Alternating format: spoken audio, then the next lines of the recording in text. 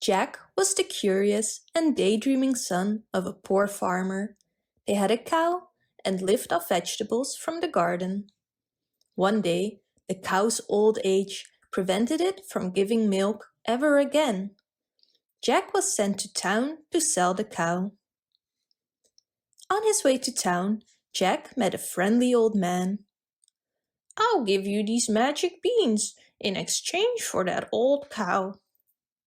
Jack believed in the magic beans with all his heart, but when he went home and showed his mother the beans, she got angry and upset. "Now we have nothing left," she cried. Jack, still firmly believing in the magic of the beans, decided to plant them. "If they're not magical, at least we'll be able to eat them," he hopefully thought. Remarkably, the beans had grown overnight and reached far above the clouds. Jack, curious as he was, climbed up the stems. When he reached the top, he walked into a meadow. In the distance, he saw a castle. Jack was greeted by a fairy.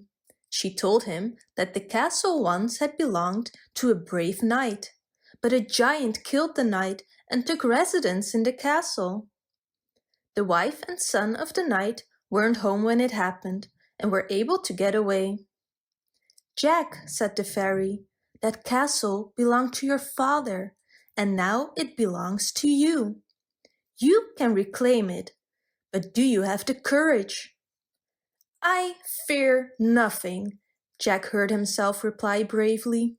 "Listen," said the fairy. "You have to retrieve 2 items from the castle: a chicken that lays golden eggs and a talking harp." Courageously, Jack knocked on the door. From there, he was dragged into the castle by the giant's wife. She said, "You've come just at the right time. I need a new servant. Do as I say, or else my husband will eat you, just like he did with the others before you. But I will hide you well." Just a little later, the giant arrived home. Jack was hidden in a kitchen cupboard and heard the giant roar. "Oh, what a joy! I smell a little boy. Whether alive or dead, I shall put him on my bread." "No, darling," said the giant's wife. "You smell this amazing elephant steak." And she put a giant plate with meat on the table. Days on end, Jack had to do chores for the giant, and every evening she put him back in the cupboard.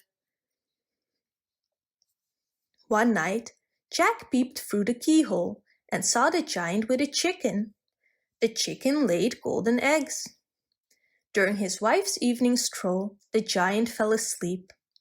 Jack snuck out of the cupboard, grabbed the chicken, ran to the beanstalk, and climbed down.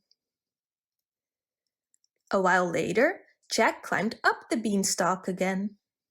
The giant's wife was a little dumb and didn't recognize Jack, so she put him to work as her servant again.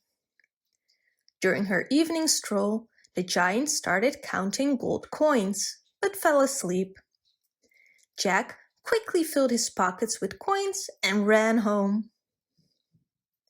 Jack returned to the castle for a 3rd time. Again, the silly giant's wife didn't recognize him and put him to work.